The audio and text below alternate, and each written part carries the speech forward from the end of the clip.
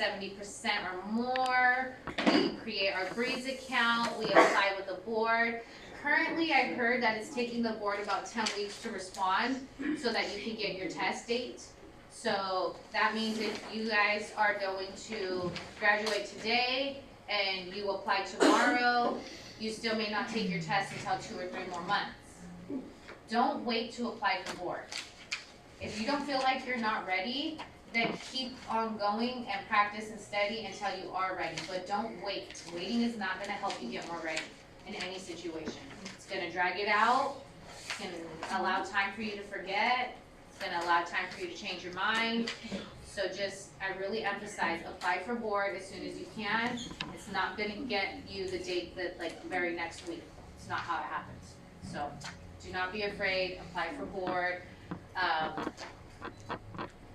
But what to expect when you are inspected by board. Let's say we did it, hooray, we all got licensed, we all got insured, we all got in a shop. The board still sticks around. This is the beginning of dealing with them for the rest of forever as long as you're doing this. So what do we expect from the board once we paid them and passed and did everything they asked us to? Well, we keep doing everything they ask us to. I handed out to you guys the most common infractions that the board cites. Who remembers some of those infractions? What are some of the things that the board could cite us for? I gave you guys a whole list, so wake up. Yep. Oh, but it's like in the front.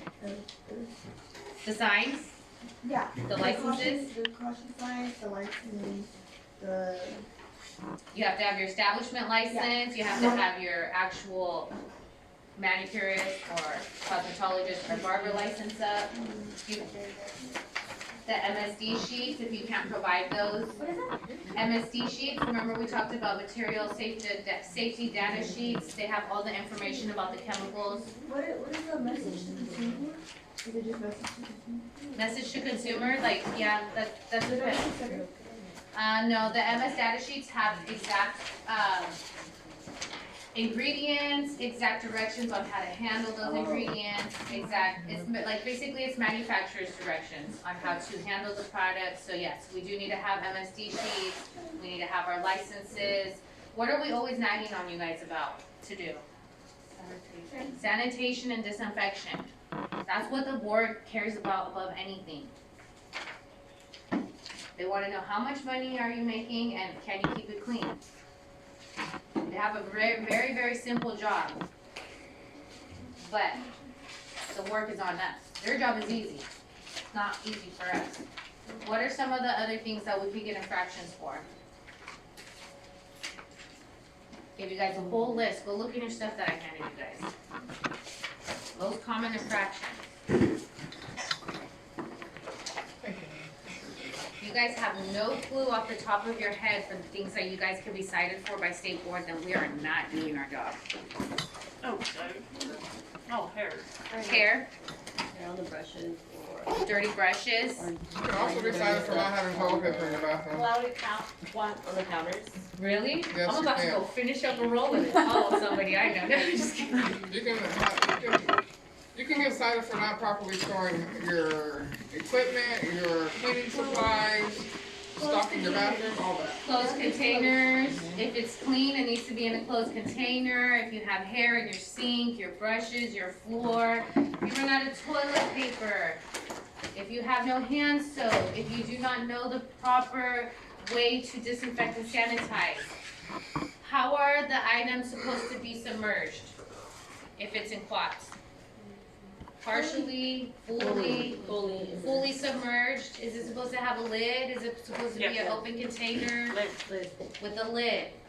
So these seem basic, but I see these things happen all the time improperly.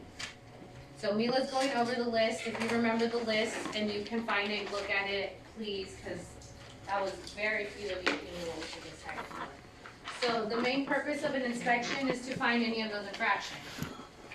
Anything and everything, as many as they can. Why? Not because they need to get a fat bill collected from you, but because if you don't have those regulations up to standard, then you are putting people in harm. Does that make sense? Every single rule. Destiny, sorry. are. Every single rule and regulation that the state board puts in place is to keep you and your clients safe. It is to make sure that the rules and the regulations of the industry are being maintained in a clean and safe environment of all clients. That is literally their only job. Are you clean and are you practicing safely? Malpractice will equal fines. Uncleanliness will equal fines. Not being properly licensed and established will get you fines.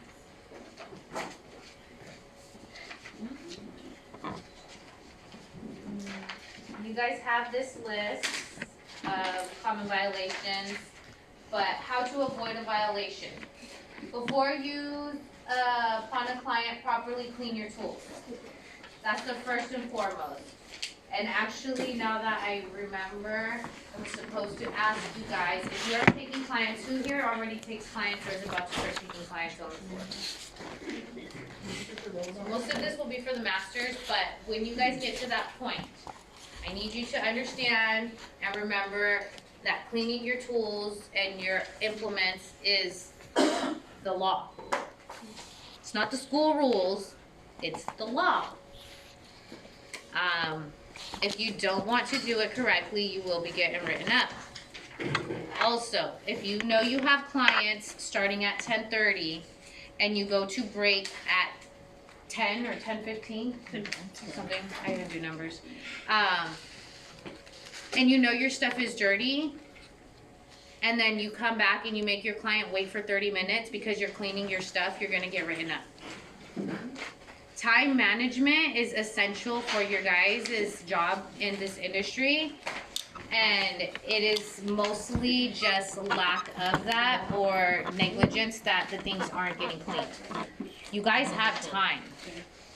I see people that are very, very busy, but I also see people who just don't feel like doing it. So I'm putting it out there now. It is not an option to clean your stuff, it is the law. If you have to take a client at 10:30, make sure at 10 o'clock that your stuff is clean. Making your client wait for 30 minutes is not just disrespectful, but it's unprofessional. Like I said, nobody cares until it happens to them. And just because they're paying less to come here, they're still giving you an opportunity to practice, and that's an advantage for you, not for them. So before you guys get all high horse and mighty and talk about, well, they should have gone somewhere else, or they just came to school, well, you should have got your stuff together and acted more professional, because that's what you came here for. Cleaning is the law. Write-ups are going to start happening on cleaning. They're breaking down on everybody because the school is just getting bigger and bigger, and there is no room for that kind of slack.